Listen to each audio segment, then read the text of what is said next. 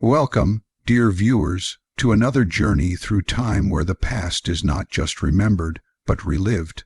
Today, we drift into the heart of 18th century London, a world of flickering candlelight, muddy streets, and restless souls.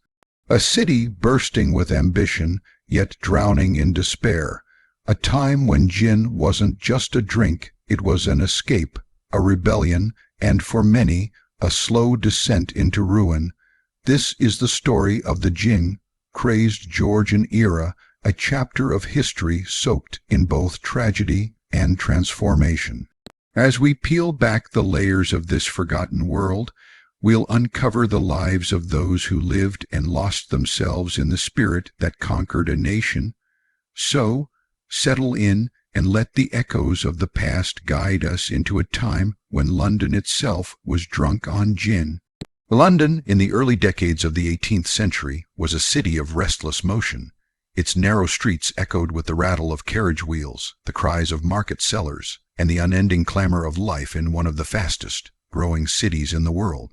The River Thames carried ships from every known port, bringing sugar from the Caribbean, tea from China, tobacco from Virginia, and silk from India. The city smelled of salt and smoke, of sewage and coal, of bread baking and beer brewing. Amid this whirl of enterprise and expansion, a quiet revolution was taking shape, one that would change London's face, its people, and even its soul. That revolution was liquid, cheap, and dangerously intoxicating. It was gin. To understand how gin conquered Britain, one must step back a few decades, to a time of kings and wars, of shifting alliances, and the ambitions of empires. In 1688, the so-called Glorious Revolution brought a new monarch to England's throne, William of Orange, a Dutch prince who ascended with his wife Mary after the flight of James Roman II. William was a Protestant ruler determined to strengthen England against Catholic France, and his arrival would inadvertently light the fuse of a national addiction. In the Netherlands, gin, or genever, as the Dutch called it, had long been a favored drink. It was distilled from grain and flavored with juniper berries, originally touted for its medicinal properties. Dutch soldiers were said to take a quick sip of it before battle, earning the phrase Dutch courage. When William came to England, he brought with him his country's taste for this fiery spirit. At the same time, England's political landscape was changing.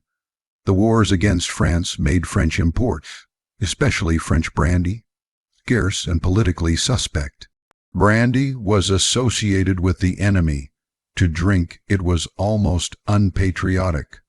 Parliament, eager to weaken France's economy, placed heavy duties on French spirits and encouraged domestic distillation instead. And so, with a stroke of policy, England's farmers were urged to turn their surplus grain into alcohol. What had been a niche Dutch spirit was suddenly a patriotic English product. Every field of barley or wheat, every sack of rye, became potential profit. The government even granted tax incentives for those who distilled spirits at home. It was meant to boost agriculture and trade, but it opened a door that would be impossible to close. In the taverns and inns of London, gin began to appear under various names: Madame Geneva, Strong Waters, Hollands, or simply the cordial. It had a sharp, clean scent, and it burned in the throat with a heat that beer could never match. Unlike beer, gin required no long fermentation, no heavy barrels, no skilled brewers. Anyone with a copper pot and a bit of ingenuity could make it. The process was simple: distill grain spirit, add juniper, and perhaps a handful of herbs or spices if one could afford them. The result was raw, powerful, and cheap. For the working poor, whose daily diet was meager and whose lives were often brutal, gin offered a few blessed moments of warmth and forgetfulness. London, in those years, was a city divided by class but united by hardship.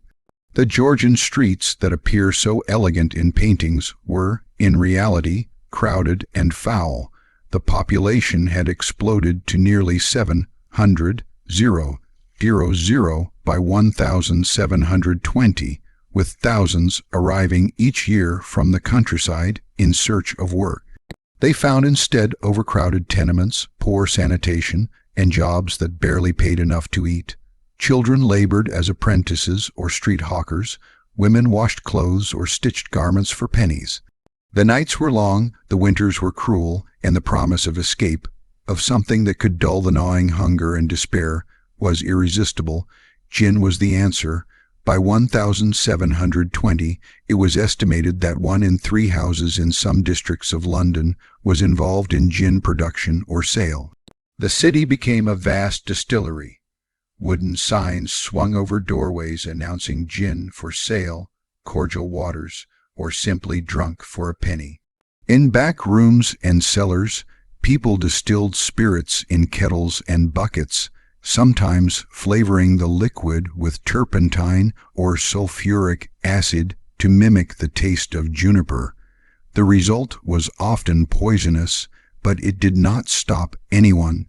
For a penny, one could buy enough gin to forget the day's miseries. For 2, one could drink oneself into oblivion.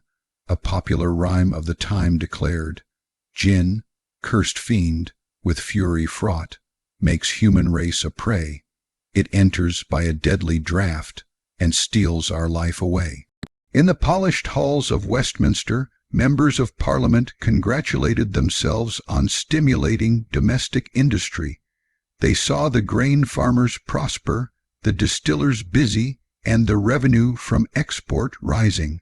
They did not yet see the disaster fermenting in the streets. For the people, gin had become a friend, comfort in a bottle, a small rebellion against misery. Women drank it while nursing their infants. Men drank it before work, during work, and after work. It was the drink of the soldier, the sailor, the servant, the laborer, and because it was considered a kind of medicine, doctors prescribed it for colic, for nervousness, even for melancholy. The line between healing and addiction blurred until it disappeared. As gin spread, so too did its culture. Street vendors called penny ginners carried trays of little clay cups, ready to pour for anyone who could spare a coin. Small shops displayed blue bottles and glass flasks, their windows fogged with the sweet fumes of spirit. Songs celebrated gin's power. Jokes were told about its effects, but underneath the laughter was something more sinister. The city was changing. Crime began to climb sharply. Drunken brawls, domestic violence, and theft became commonplace. The night watch, those tired old men with their lanterns and cudgels, could do little to keep order among citizens too drunk to stand. The historian Henry Fielding, who would later become a magistrate, wrote of those years with horror. "Gin," he said, "is the principal sustenance, if it may be so called, of more than 100,000 people in this metropolis." He described mothers giving gin to their crying infants to keep them quiet, and children stumbling through the streets half naked, their eyes glazed. Parish records show that in some areas, nearly half the children born did not survive their second birthday. Disease, malnutrition, and neglect were rampant, but gin made people careless of death. When life was a burden, death seemed a release. Behind this social collapse lay the economics of desperation. For the poor, bread was expensive, but gin was cheap. A quart of gin cost less than a loaf. Landlords sometimes paid wages in drink. Shopkeepers accepted gin in place of coin. It became both currency and curse, and because gin dulled the appetite, many drank instead of eating, spiraling further into weakness and poverty. London's alleys filled with the stench of vomit and the sound of weeping. Parish priests preached against it, but their congregations were too far gone to listen. The church bells rang, yet the taverns and gin shops rang louder.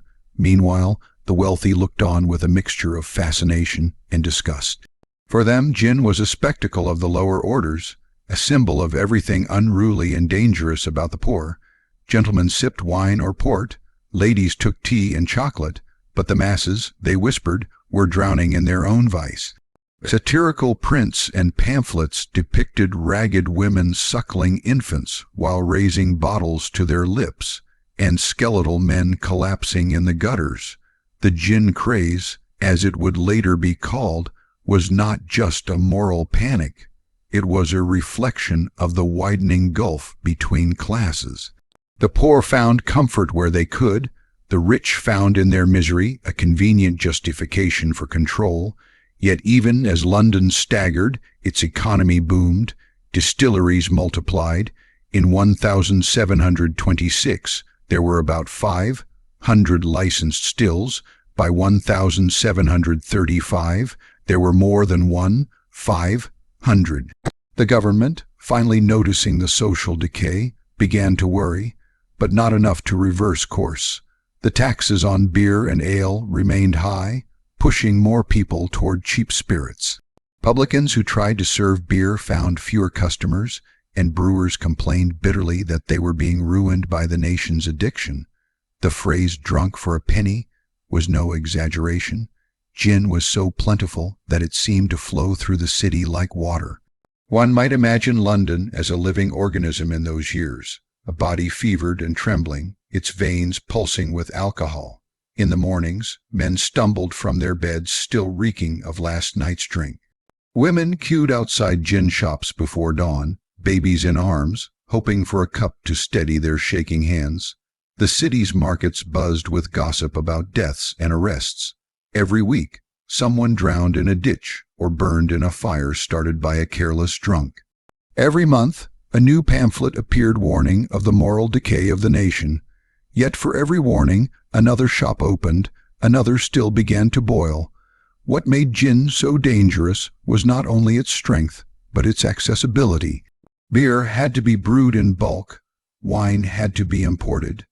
Gin could be made in a single pot, behind a single door, and because juniper berries were cheap and plentiful, the cost remained low. Distillers experimented with recipes, adding sugar or spice to mask the bitterness. Some infused their spirits with herbs like anise, coriander, or angelica. Others mixed in cheap substitute, turpentine, oil of vitriol, even salt. People drank whatever was available, trusting luck more than quality. The city's taste buds dulled, only the burn mattered. The language of gin seeped into everyday speech. To be madamed meant to be drunk. To knock a gin was to take a quick drink. A pearl man sold hot gin mixed with bitter herbs to Earl, the morning laborers on their way to work. Gin became not just a drink, but a culture, a rhythm of life. The spirit's clear liquid mirrored the clear hopelessness of those who consumed it. And as London's fog mingled with the steam from stills, the boundary between dream and nightmare blurred. There were voices, even then, that saw the coming catastrophe. Reformers like Bishop Thomas Secker warned that gin was destroying the very fabric of society. Newspapers published accounts of drunken murders and suicides. Yet these warnings were often met with laughter. For those who lived in the narrow courts of St. Giles or the back alleys of Whitechapel, morality was a luxury. When your stomach was empty and your body frozen, the preacher's words meant little. The warmth of gin was real, salvation was not. By 1730, the effects were undeniable. Parish officials reported that poverty had worsened dramatically since the gin trade began. Workhouses overflowed with destitute families, many of whom had lost everything to drink. The city's population grew, but so did its despair. The playwright Colley Cibber wrote that London was a new sort of pandemonium, filled not with devils but with men who had drunk away their reason. The word drunkard became almost synonymous with Londoner. The city that had once prided itself on industry and faith had become, in the eyes of many, a cautionary tale for the world. Yet beneath the surface, there was a strange kind of unity in this shared intoxication. The gin craze blurred class lines in small, curious ways. Servants drank alongside soldiers. Washerwomen shared cups with sailors. For a brief moment, everyone could forget their place. Gin offered equality through destruction. The same spirit that numbed the poor also tempted the respectable. Magistrates, merchants, even members of parliament were rumored to indulge behind closed doors. Hypocrisy and dependence walked hand in hand. The cultural imagination of the era absorbed gin deeply. Poets wrote of it as both demon and comforter. In coffee houses, intellectuals debated whether the problem lay in the drink itself or in the despair that drove people to it. Some argued that the poor drank because their lives were unbearable. Others claimed they were poor because they drank. The debate would rage for decades, feeding political and moral campaigns that shaped British policy well into the 19th century. In the meantime, the city continued its descent. Fires broke out in illegal distilleries. Explosions shook entire neighborhoods. Children as young as 6 were caught stealing bottles or running errands for gin sellers. The courts were overwhelmed and the prisons filled. The workhouses, designed to discipline the idle, instead became shelters for those destroyed by drink. And still, the stills kept running. The economy demanded it. The people desired it. The story of gin's rise is, at its core, the story of human contradiction. It was born of patriotism and policy, nurtured by poverty and sustained by pain. The government that encouraged distillation to aid farmers had unleashed something far more potent than grain spirit. It had given the people an illusion of freedom, a way to escape their chains, even if only for a few hours, and in doing so, it had bound them tighter than ever. As the 1730s dawned, London stood at the height of its gin fever. Barrels rolled through the streets, distilleries smoked day and night, and the air itself seemed to shimmer with alcohol. Visitors from abroad were shocked. Foreign travelers described the English as a people perpetually drunk. The German writer Johann Zoffany noted that one could hardly walk the city without stepping over a body. And yet, for many Londoners, this was normal life. The chaos had become background noise, the rhythm of survival.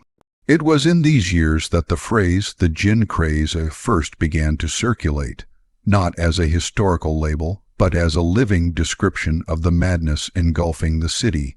Gin was not simply a drink, it was an obsession. Its grip reached from the wharf to the palace gates. It flavored songs, jokes, and crimes alike. It became a mirror of the age, bright and burning on the surface, corrosive underneath.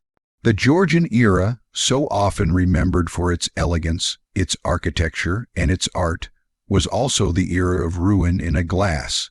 And yet, even amid this destruction, there was something profoundly human about the desire that drove it. People sought warmth, courage, relief from pain, things as old as time. They found it tragically in a spirit that consumed more than it comforted. The tavern doors swung open, the bottles clinked, laughter echoed down the alleys. London lived and London burned. This was the birth of a national addiction, the first act in a story that would haunt Britain for generations. What began as royal policy and agricultural strategy had transformed into a social catastrophe. In the space of a few decades, a drink meant to strengthen the nation had nearly destroyed it. But the worst was still to come. For in the heart of London's roaring streets, among the fumes of juniper and grain, the stage was set for madness, for reform, and for the long, painful reckoning that history would call the gin craze. The 1730s in London were not merely years on a calendar. They were a descent, a slow drowning in spirits so strong they seemed to strip away the city's very sense of reason. The smell of gin clung to the air like fogs, weed at first, then acrid, rotting, inescapable. London was growing richer in trade and empire, but poorer in heart. The elegant drawing rooms of Mayfair glittered with chandeliers, while only a few streets away, mothers lulled their infants with gin to stop their hunger cries. The divide between prosperity and ruin had never been wider, and it was gin that filled the space in between.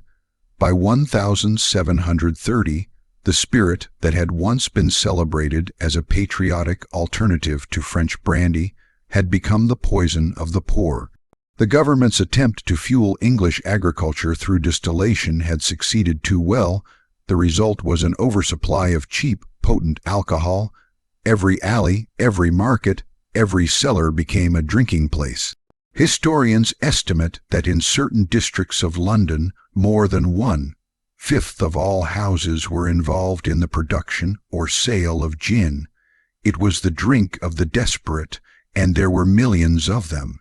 The city's poor were trapped in an endless loop. Work was scarce, wages low, and rents high. Disease stalked the slums. Typhus, dysentery, and smallpox passed from house to house with merciless speed.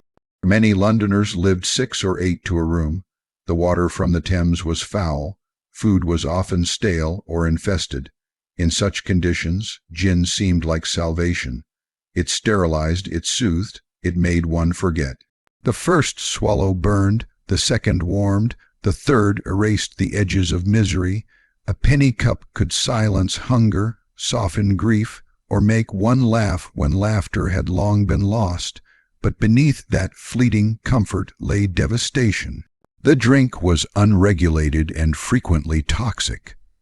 Makers cut corner, adding turpentine, sulfuric acid, and lime to speed production or mimic the flavor of juniper. Blindness, paralysis, and sudden death were common, yet seldom recorded. When a person collapsed in the street, no one asked why. The parish cart came, the body was carried away, and another drunk took the same spot by nightfall. London's moralists and preachers began to panic. Newspapers filled with reports of mothers neglecting children, of men beating wives, of suicides committed in drunken despair. One pamphlet, printed in 1736, described the city as a theater of iniquity, where the cries of infants and the laughter of drunkards mingle in one infernal chorus. Yet for all the outrage, gin kept flowing. The most haunting image of the era came from the artist William Hogarth. In 1751, he published a pair of engravings that would become infamous, Gin Lane and Beer Street. In Gin Lane, the world has collapsed. A skeletal mother, eyes vacant, drops her baby from the steps as she drinks. Around her, the city decays. A man gnaws on a bone with a starving dog. Another hangs himself in the background. A half-naked woman lies dead in the gutter. Buildings crumble. Tradesmen are idle. The watchman is drunk. Hogarth's message was brutal and clear. Gin was destroying the nation. His companion piece, Beer Street, showed the opposite world: healthy workers, thriving shops, laughter, music, and order. Beer, the artist implied, nourished.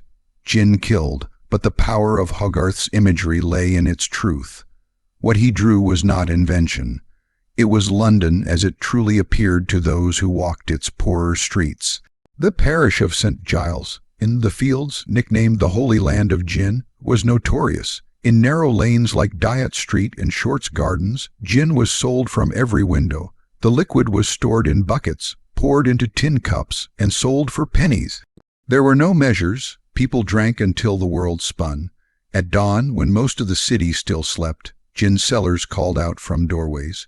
Gentlemen's Comfort, Madame Geneva. The first customers were laborers heading to work, men who needed courage to face 12 hours of back-breaking toil. The second wave was women, many of them widows or washerwomen, seeking a spark of warmth before the long day began. By mid-morning, the streets were loud with drunken voices. By evening, they were silent again, except for the moans of those who had passed out where they stood. Contemporaries spoke of gin fever, an uncontrollable craving that drove people mad.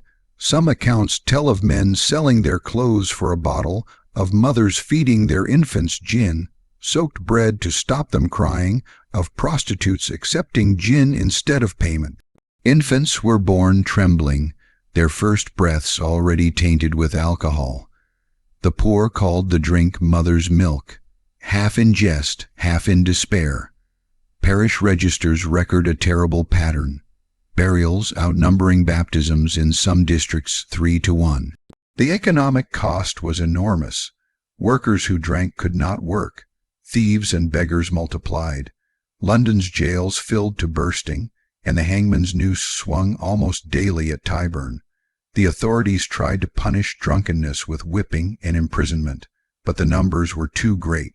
The problem was not moral weakness, it was structural misery. The city's poor drank because there was little else to do.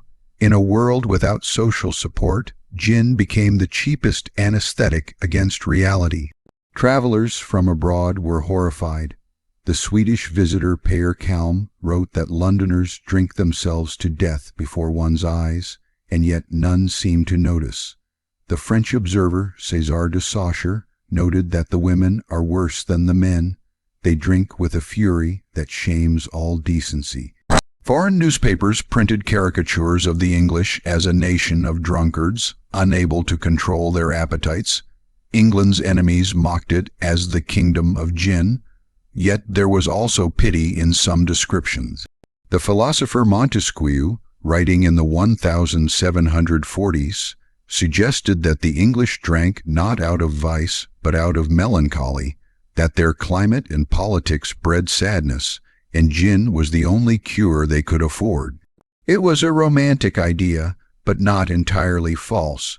The gray skies, the grinding poverty, the loneliness of city life all drove people inward, toward the small comfort of oblivion.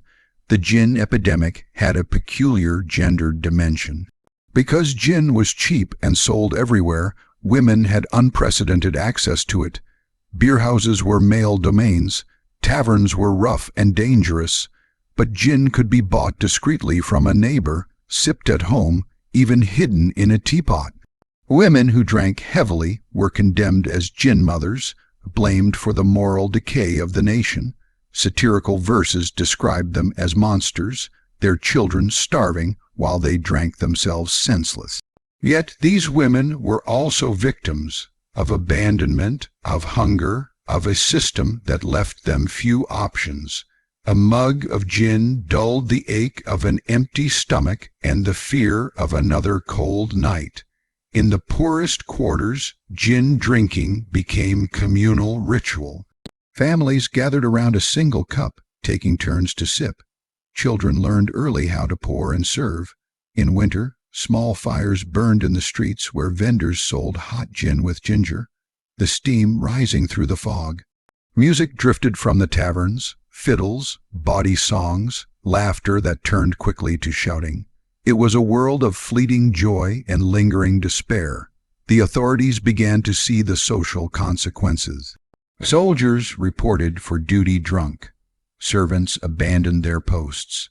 Apprentices stole from masters to buy gin. Hospitals filled with people suffering from delirium tremens, though the term did not yet exist. Physicians described patients trembling uncontrollably, hallucinating insects and flames. Clergymen spoke of souls possessed by drink. The economic elites worried that the nation's workforce was dissolving. Newspapers ran editorials claiming that England would soon have no sober laborers left. Merchants complained that goods rotted in warehouses for lack of hands to carry them. The moral panic blended with genuine fear that the empire itself might be weakened not by foreign enemies, but by internal decay. Out of this chaos emerged a new kind of urban folklore. Children told stories of the gin fiend, a pale creature that crept through the alleys at night, whispering promises of warmth. Drunkards swore they saw demons in the bottom of their cups. Artists painted allegories of temptation, showing Death himself ladling gin to a crowd. It was as if the city had conjured a spirit equal to its sin. The social commentators of the time were divided. Some blamed the drink, others blamed the poor. Daniel Defoe, best known for Robinson Crusoe, wrote bitterly that gin was the principal cause of all the poverty and distress in the nation. But others, like the reformer Jonas Hanway, argued that the true problem was neglect, that the poor were driven to gin because society offered them nothing else. When the people are hungry, he wrote, they will drink. The parish of St. Giles became the symbol of this suffering. Contemporary writers described it as a hell on earth, a warren of narrow lanes where bodies lay in the gutters and children begged with glassy eyes. One observer counted 14 gin shops in a single street, each doing brisk trade from dawn to midnight. The district's nickname, Gin Alley, became famous through Hogarth's art, but the reality was worse than any engraving could capture.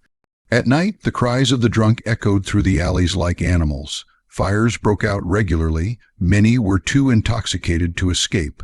When the watchmen came, they often found entire families dead from drink or smoke. In the midst of this, the church tried to intervene. Sermons thundered against the demon Geneva, calling it the devil's own brew. Religious pamphlets warned that drunken mothers would face divine judgment. But moral appeals fell flat. Hunger was stronger than guilt. The clergy might preach abstinence, but their congregations needed warmth. The pews emptied while the gin shops filled. The medical profession offered no help. Physicians themselves prescribed gin for a variety of ailments, stomach pains, toothaches, childbirth. Apothecaries sold it as a tonic. The same substance that destroyed families was endorsed as medicine. The hypocrisy was complete. As the decade progressed, statistics painted a grim picture.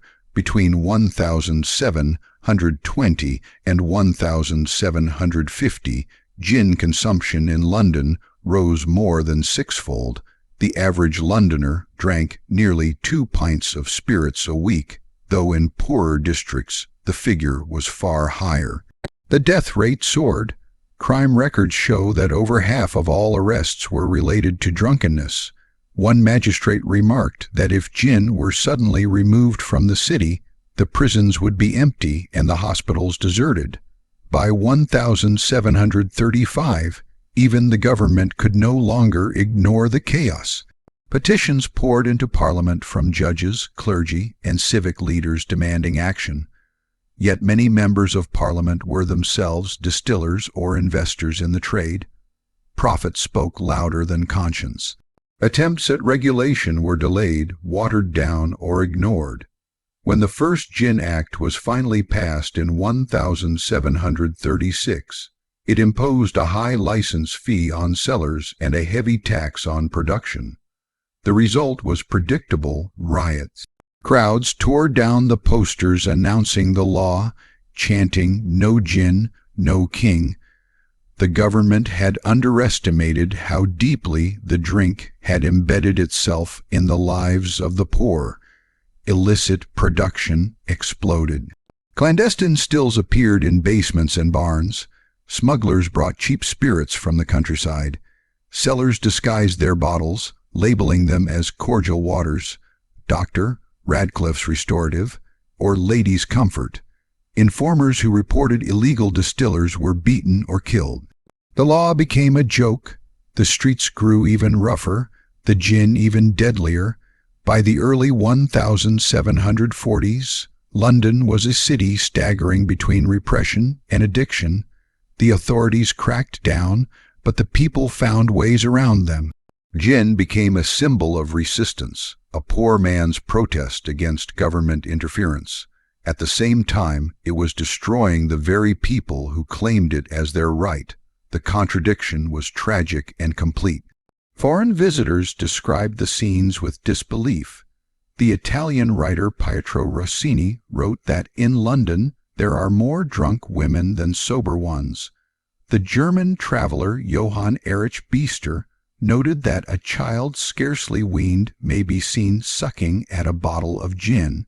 The city's reputation spread across Europe as a warning of what unchecked freedom could bring.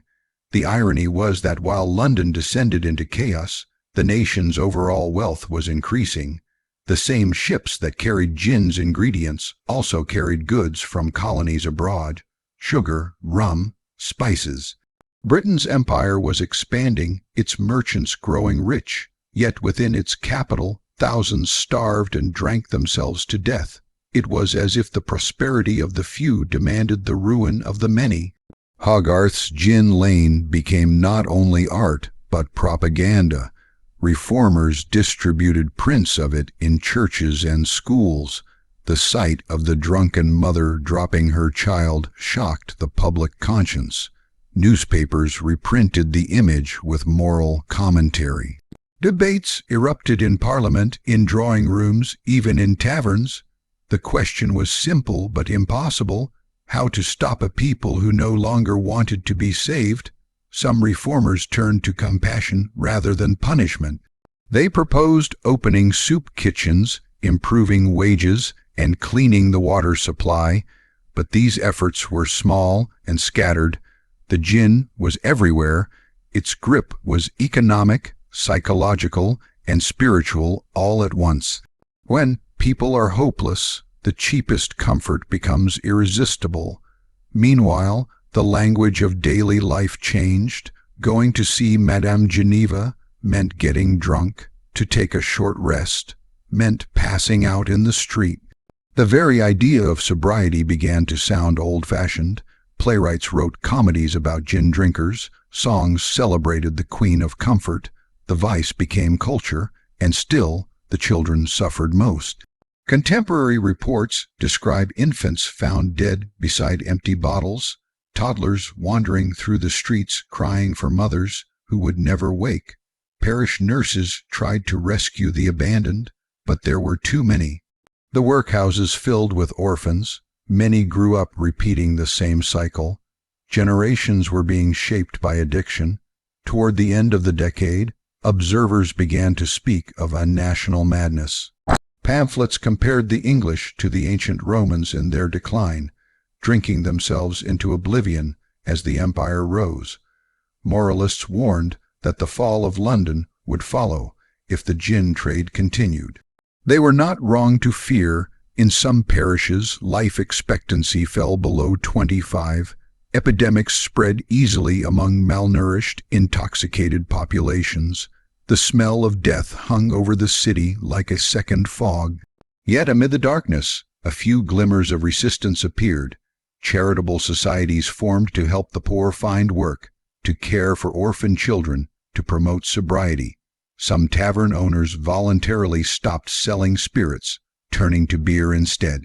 Writers and artists began to see the gin crisis not merely as a moral failure, but as a social one, a symptom of inequality.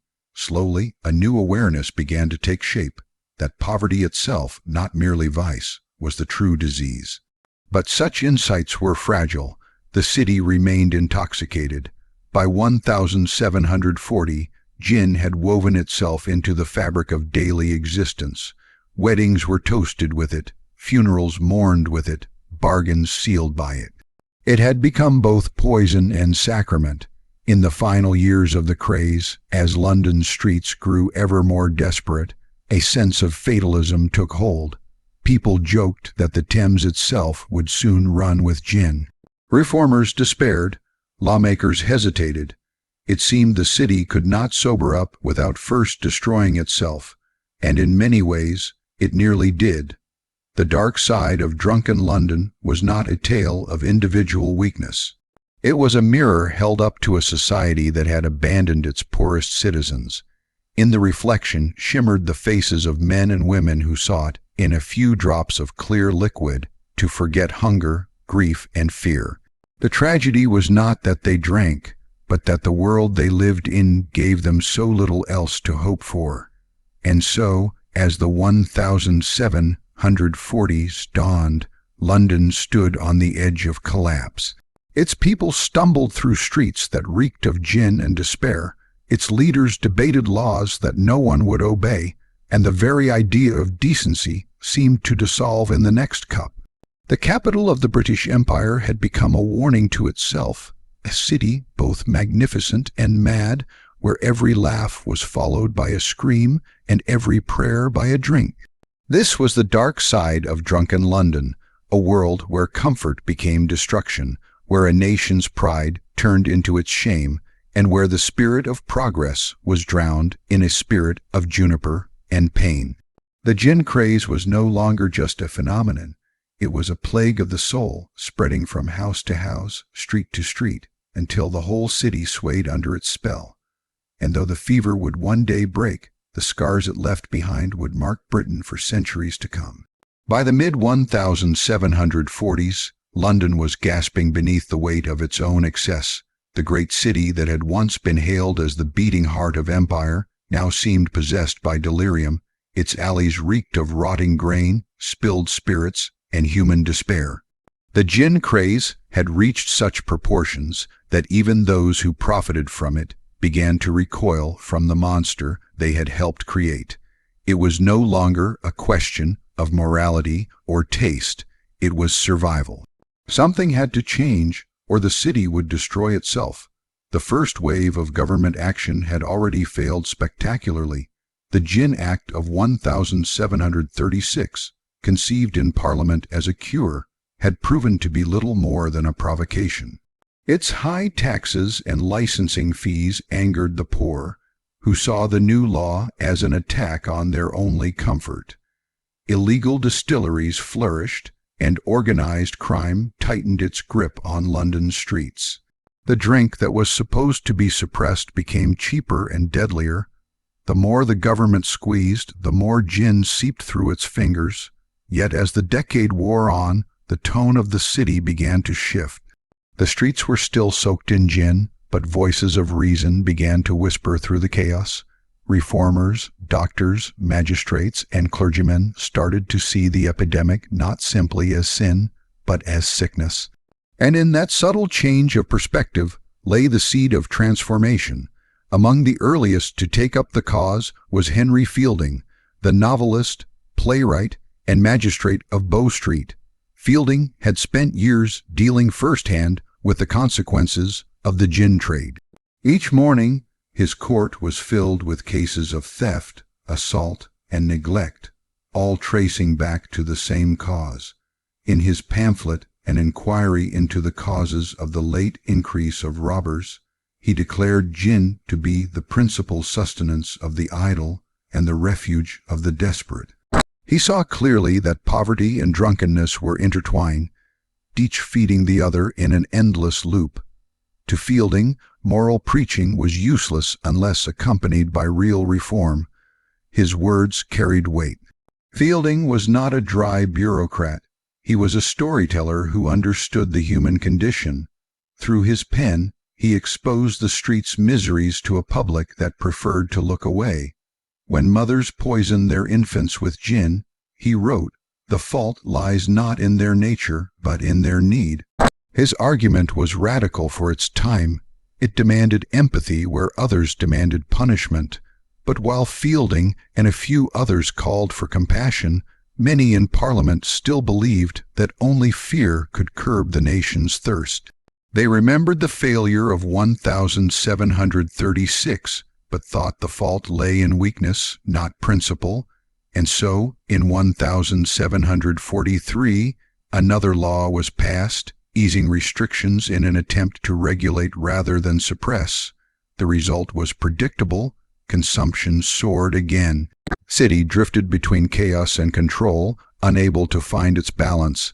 Then, nature itself intervened. The 1740s brought years of bad harvests and severe winters. Grain prices rose sharply. Distilling became less profitable, and many small producers closed their stills. For the first time in decades, gin grew scarce, not because of law or morality, but because of simple economics. The city sobered slightly, not by will, but by necessity. And yet, even this fragile reprieve revealed a deeper truth. When the supply faltered, crime fell, deaths declined, and families began to recover. The connection was undeniable. The government took note. Prime Minister Henry Pelham, a cautious and pragmatic man, began to consider new measures, ones that balanced enforcement with social reform. He was not a moral crusader. He was a realist who saw the financial toll of a drunken populace. Soldiers were unfit, workers unreliable, and tax revenues dwindled. If the empire was to stand, the people had to stand sober. In 1751, Parliament introduced a new Gin Act, this time drafted with care and political finesse. It did not rely solely on high taxes or impossible licenses. Instead, it focused on regulation, targeting retailers rather than drinkers. Only respectable citizens, those of known character and fixed abode, could obtain licenses to sell gin. Informers were protected. Illegal sellers faced harsh penalties.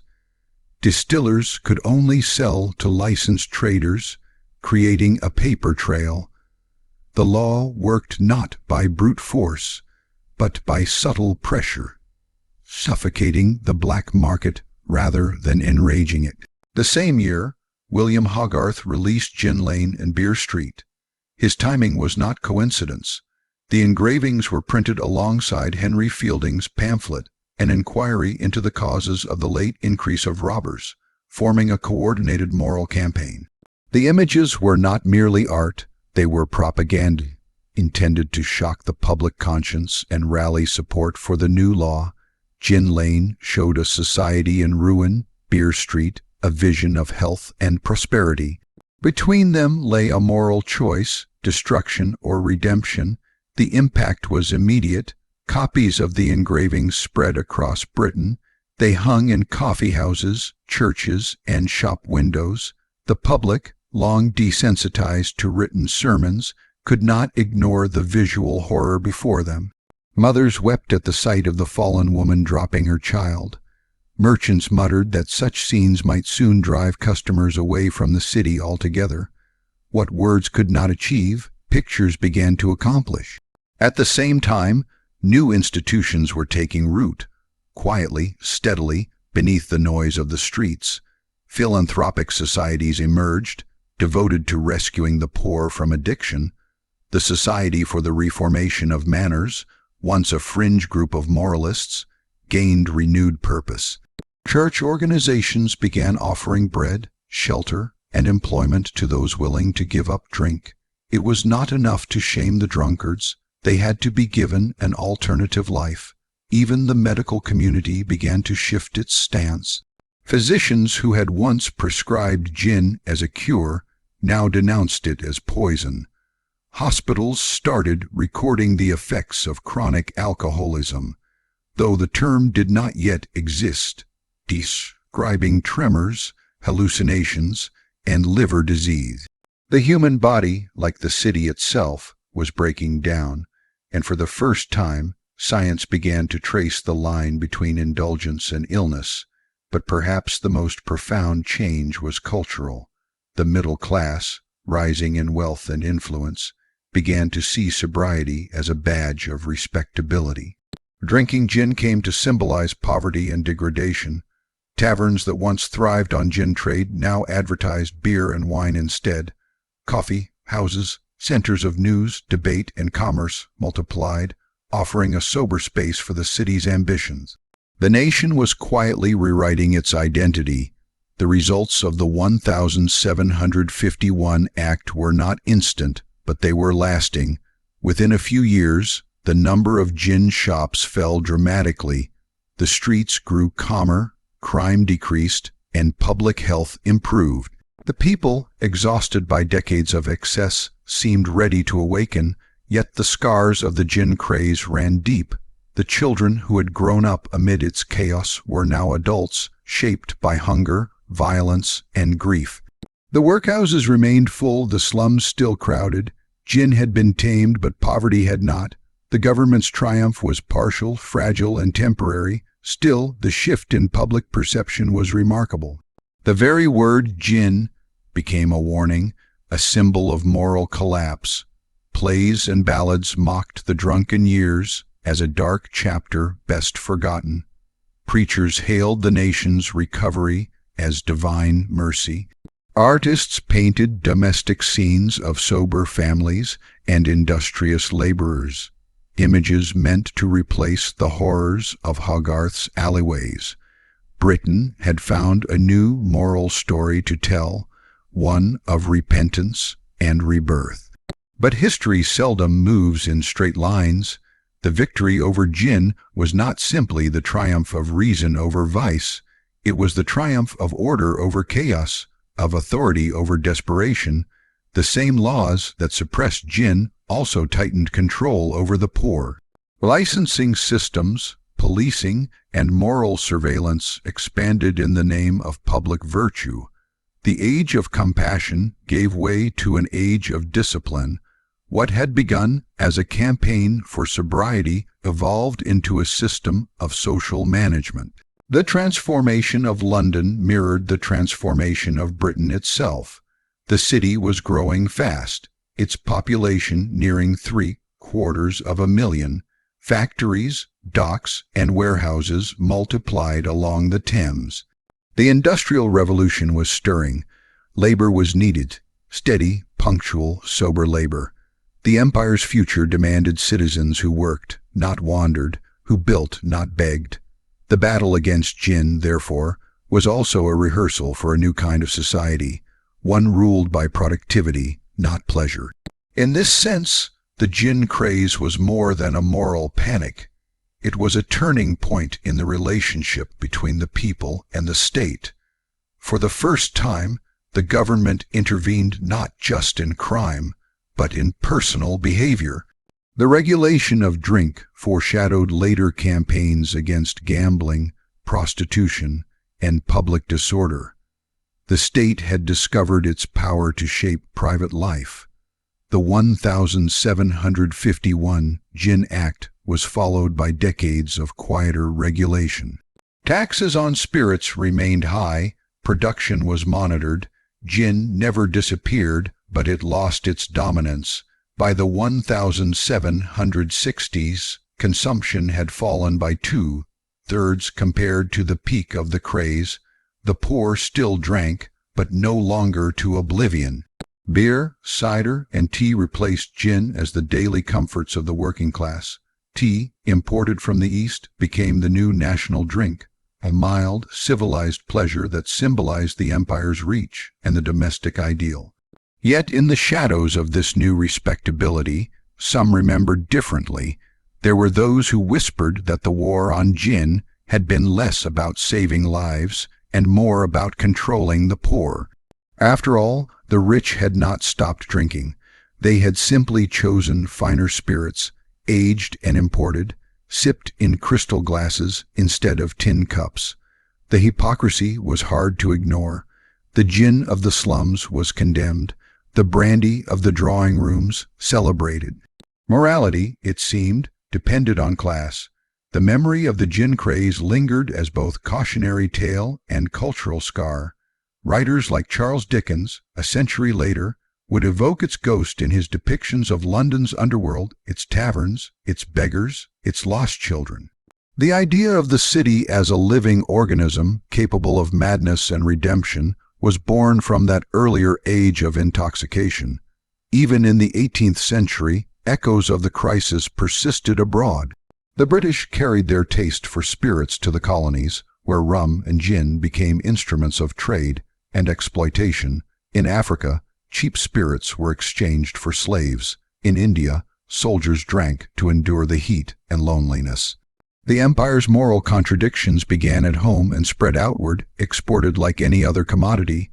Back in London, reformers congratulated themselves on their success. But beneath the surface, the same forces that had driven people to drink, poverty, inequality, despair remained unresolved. The industrial age would soon create new slums, new addictions, new crises. The human need to escape hardship never vanished. It merely changed form. Still, in the minds of many, the gin craze had taught Britain an enduring lesson, that the health of a nation depended not only on laws and armies, but on the well-being of its people.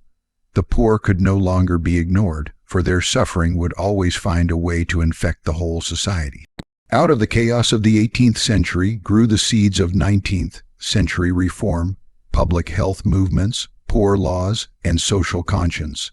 The cry that once rose against gin would later rise against child labor, slum housing, and starvation wages.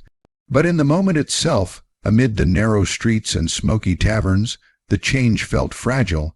The new laws were working, but barely. Illegal sellers still whispered offers in dark alleys. The poor still searched for warmth in liquid form. Yet something intangible had shifted. The shame had returned. Where once drunkenness was defiance, it was now disgrace. Respectability had conquered rebellion. By the late 1750s, London's nights grew quieter. The sound of breaking glass and drunken songs faded, replaced by the steady clatter of carts, the ring of church bells, the hum of work. The city had sobered, and with sobriety came ambition. The same energy that had once gone into destruction now flowed into creation, into factories, ships, and trade. The empire that would dominate the world in the 19th century was built, in part, on the bones of those who drank themselves into the ground a century earlier. Historians today look back on the gin craze not merely as a moral crisis, but as a social revolution in disguise. It forced Britain to confront the consequences of urbanization, inequality, and neglect. It marked the moment when public health and social policy began to merge. In the misery of the gin shops lay the first glimmers of modern social reform, and yet, for all its lessons, the story remains tragic.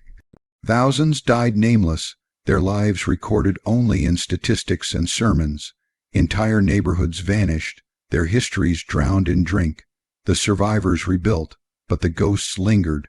Walk through London today, through St. Giles, through Covent Garden, and you can still feel it, that faint echo of desperation, the smell of juniper and decay that once ruled the streets. In the end, the suppression of gin was less a victory than a reckoning. It revealed the limits of human endurance and the resilience of the human spirit. It showed that a society can descend into madness and yet, through conscience and reform, find its way back. But it also reminded Britain that progress comes at a cost, and that behind every glittering age lies a generation that paid for it in pain. The gin craze ended not with a bang, but with a sigh, the slow, weary exhalation of a city that had drunk too deeply and finally, reluctantly, put down the cup. In its wake came order, industry, and empire, but beneath the triumph, the memory of those lost years lingered, a quiet warning that every civilization, however great, carries within it the seeds of its own intoxication. And as the sun rose over a sobered London, its church bells ringing, its markets bustling, its people once again upright, the city seemed to whisper to itself, "Never again." But history, as it so often does, would one day test that promise. For though the faces change and the bottles differ, the hunger that drove the people of the Georgian era to gin, the hunger for escape, for forgetfulness, for peace, has never truly left us. When the first rays of dawn began to spill over London in the mid-18th century, the city was no longer the chaotic nightmare of the previous decade. The streets, though still narrow and dirty, were calmer. The cries of drunken men and women had grown faint, replaced by the distant tolling of church bells and the steady creak of wagon wheels. The gin craze, that fever which had consumed an empire's heart, was finally subsiding. Yet the silence it left behind was heavy. London was waking from a long delirium, disoriented, trembling, and uncertain of what it had become. The story of Britain after the gin craze is not one of simple recovery. It is a story of transformation, of how a nation learned to rebuild itself, not just through new laws, but through new ideals. What emerged from the ashes of gin-soaked despair was something entirely different, a society determined to discipline itself, to control its passions, to turn chaos into industry and intoxication into order. The moral reckoning that followed reshaped not only London but the entire modern world. When Parliament's 1751 Gin Act began to take effect, the immediate changes were tangible. Licensed cellars replaced the back alley traders, and open distilling became rare. The black market networks that had thrived on secrecy and desperation slowly collapsed. Those who once hawked gin from doorsteps turned to other trades: coal, bread, second-hand goods. The police patrols, newly organized under Henry Fielding's Bow Street runners, began to enforce order with an authority unknown to the previous generation. They were the embryo of the modern police force, born directly from the city's struggle to contain its own vices. The people, too, began to change. For decades, gin had been their nightly refuge, the one thing that dulled hunger and hopelessness. Now, with supply dwindling and social shame growing, they searched for new comforts. Tea houses appeared on every corner, their soft lamplight a gentler contrast to the roaring taverns. Coffee houses multiplied, bustling, smoky rooms filled with merchants, writers, and tradesmen discussing politics and commerce. The city was learning to speak again, to think, to work. Sobriety was becoming fashionable, but this newfound order came with a price. The moral crusade that had begun as a fight against addiction evolved into a culture of restraint. Respectability became the new religion of the middle class. Every home aspired to neatness, every worker to punctuality, every woman to virtue. The spontaneity of the gin years, chaotic, self-destructive, but free, was replaced by a rigid social hierarchy. The same government that had once ignored the poor now watched them closely, demanding not just obedience but moral conformity. Beneath the surface, the poor still suffered. The slums of St. Giles and Whitechapel did not vanish, they simply changed form. Instead of drunken mobs, there were lines of hungry laborers waiting for work. Instead of wild laughter, there was silence, the dull resignation of men and women who had learned to endure rather than rebel. The government's success in ending the gin craze had not solved poverty, it had merely pacified it. Yet out of that silence grew something remarkable, a new sense of collective purpose. Philanthropy, once a word confined to sermons, became a civic duty. Wealthy merchants and landowners, shamed by the moral lessons of the gin years, began funding charities and hospitals. The Foundling Hospital, established earlier by Thomas Coram, flourished as a refuge for abandoned children. Soup kitchens and workhouses expanded. The Society for the Suppression of Vice took up moral reform as a public mission, sending pamphlets across the kingdom.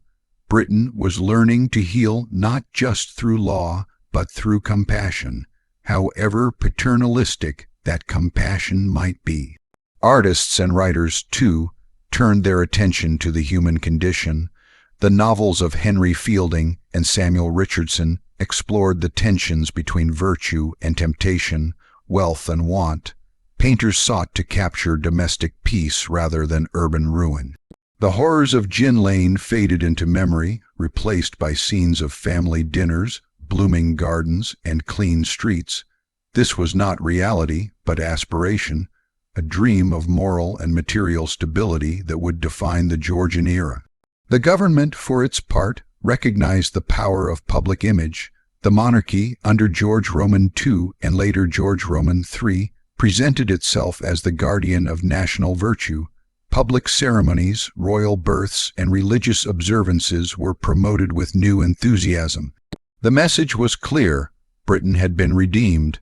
Where once it had been mocked as the nation of drunkards, it now stood as the empire of reason. But behind this carefully crafted image, contradictions persisted. Gin, though regulated, never disappeared entirely. Its ghost lingered in the taverns of the East End, in the cups of sailors and soldiers, in the private despair of the forgotten. Poor still turned to it in moments of hunger or grief, and the state, though disapproving, tolerated it, so long as it remained invisible. The moral panic was over, but the human need for escape endured. Meanwhile, the economy began to change in ways no law could have predicted. Industrialization was stirring in the north. The factories of Manchester, Birmingham, and Leeds demanded labor, steady, sober, disciplined labor. The same moral values that had been preached to end the gin craze now became economic necessities. Employers favored workers who were temperate and punctual. Churches taught that sobriety was a sign of divine favor. Drunkenness was no longer merely a sin. It was unpatriotic, a betrayal of progress. This new ethos of productivity reshaped family life. The home became a symbol of moral order, with the mother as its guardian. Women, once condemned as the chief victims and villains of the gin years, were now exalted as the keepers of virtue. Mothers were urged to raise sober, industrious children. Wives were told to support their husbands' work with patience and piety. The same society that had once mocked gin mothers now idealized domestic womanhood, but in both cases, women bore the weight of the nation's conscience. Religion, too, found renewed strength.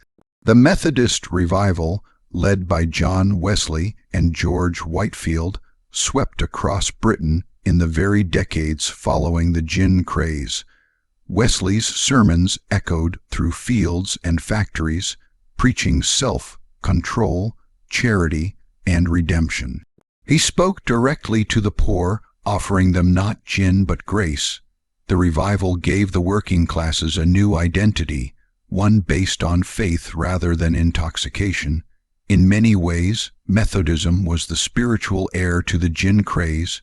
Where gin had offered oblivion, Methodism offered hope. But while the streets grew cleaner and the churches fuller, another kind of addiction was taking root, an addiction to order itself. The British state, having discovered its power to regulate personal behavior, began to expand that power.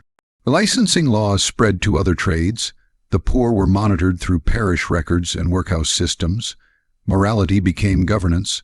What began as a campaign against gin evolved into a blueprint for social control. Still, the memory of those desperate decades never entirely vanished.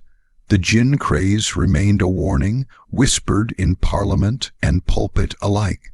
Every new generation was told the same cautionary tale, that when the poor are neglected, when despair outweighs hope, even the strongest nation can rot from within. The gin bottle became a symbol in literature, a shorthand for moral decay. It appeared in plays, novels, and sermons, a relic of an age when the city lost its soul. By the 1770s, London was almost unrecognizable from the nightmare of the 1730s. New buildings rose where ruins once stood. The great squares of Bloomsbury and Mayfair glistened with polished stone. The docks teemed with ships bound for every corner of the world. London was the nerve center of a growing empire. But this empire was built on the backs of men and women whose grandparents had stumbled through gin, slick alleys. The lesson of the past had been internalized. Excess must be controlled, the poor must be guided, and morality must serve the machinery of progress. The gin bottle, though diminished, still glinted in the corners of the empire. British merchants exported it abroad, to the Caribbean, to Africa, to India, where it played new roles in commerce and colonization. In Africa, cheap spirits were exchanged for slaves, fueling one of history's darkest trades. In India, soldiers and colonists drank to escape loneliness, heat, and fear. Gin, once the scourge of London's poor, became a companion of empire. Its story was no longer confined to St. Giles or Covent Garden. It stretched across oceans, and yet, even as it spread, gin changed form. Distillation improved, taxes stabilized, and brands emerged that promised quality over chaos. By the late 18th century, gin had been reborn, not as the drink of the destitute, but as a fashionable spirit for the refined. In elegant parlors, Ladies sipped gin punch from porcelain bowls. Officers toasted victories with tonic water and lime. The drink that had once symbolized ruin now carried the taste of respectability. It was a triumph of image, a reinvention so complete that few dared to recall its bloody origins. Still, beneath this polished surface, reformers remembered. They saw the cycle repeating, new pleasures replacing old, new indulgences cloaked in civility. They warned that without compassion, every prosperity breeds its own downfall.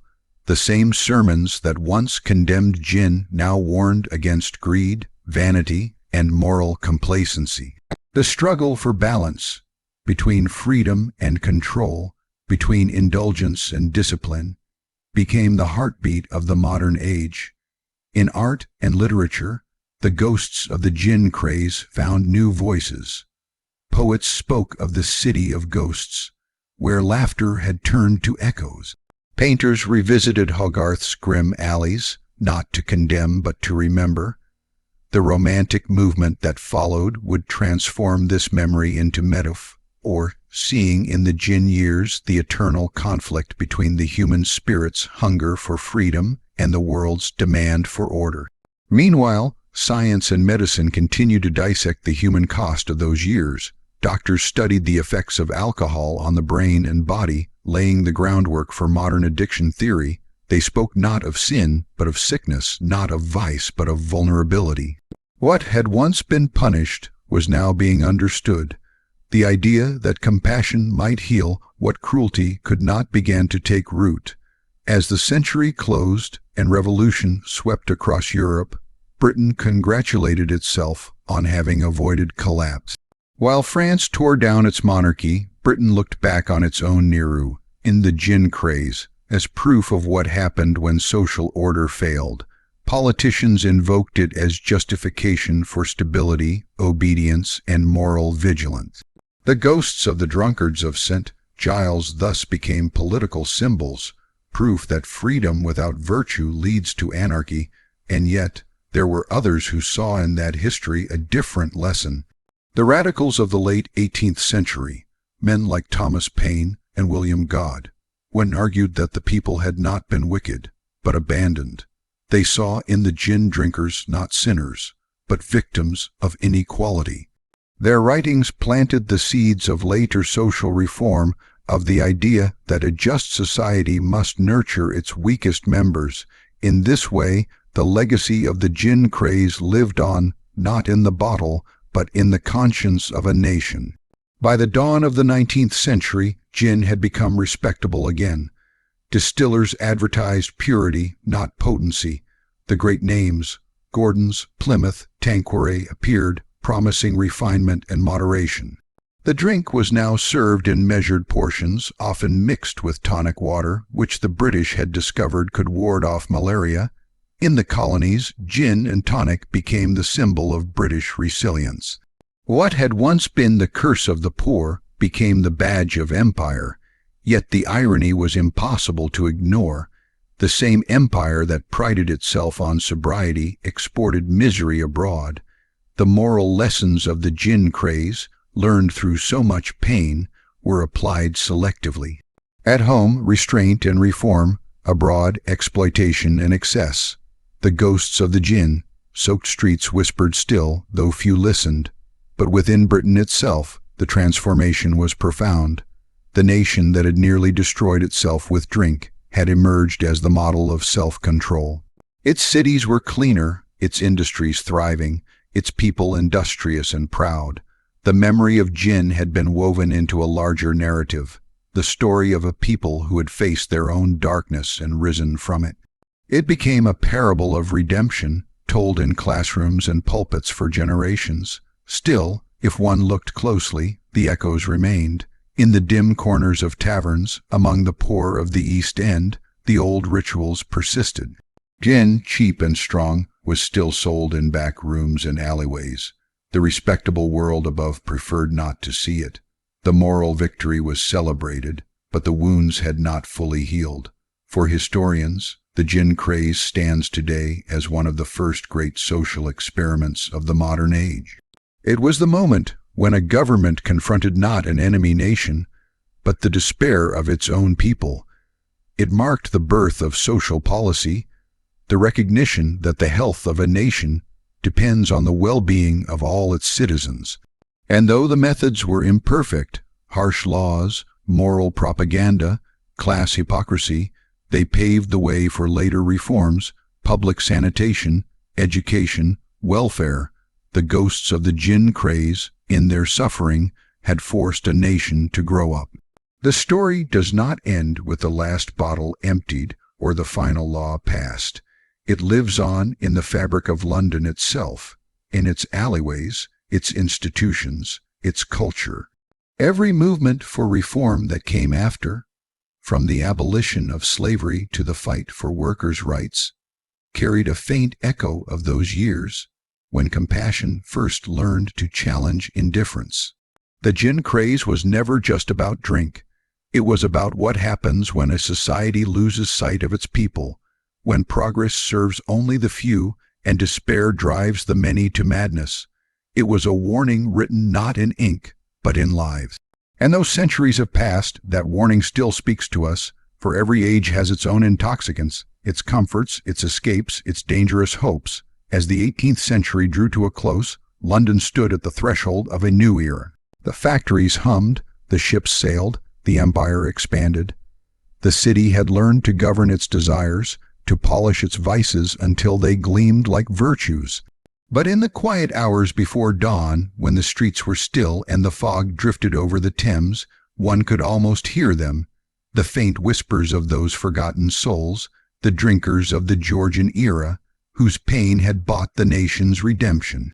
Their laughter, their cries, their silenced dreams, all woven into the rhythm of a city that had once drowned in its own intoxication, and somehow, against all odds, learned to live again. By the late 18th century, Britain had done the impossible.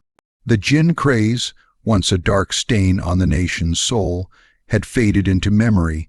The city that had once reeled with drunken laughter now hummed with the rhythm of industry. Smoke rose from the chimneys of factories instead of gin stills, and the same hands that once clutched cheap cups now turned the wheels of machines. Yet beneath this new order, beneath the proud surface of empire and morality, the echoes of the gin years lingered, muted but not gone. They were buried deep in the conscience of a nation that had learned to control its desires, but had never truly forgotten them. The Georgian world that followed the gin craze was one of profound change. London, swollen with wealth from trade and empire, glittered with ambition. Coffee houses buzzed with talk of politics and philosophy. The Royal Society pondered the mysteries of science, and great ships carried British goods across oceans. To the outside observer, this was a nation ascendant, disciplined, industrious, invincible. But if one looked closer, the ghosts of the gin age could still be seen in the slums that clung to the city's edges, in the hunger of the laborers, and in the faces of those who had been forgotten in the march of progress. For even as Britain rose, inequality deepened. The moral lessons of the gin craze had convinced the ruling classes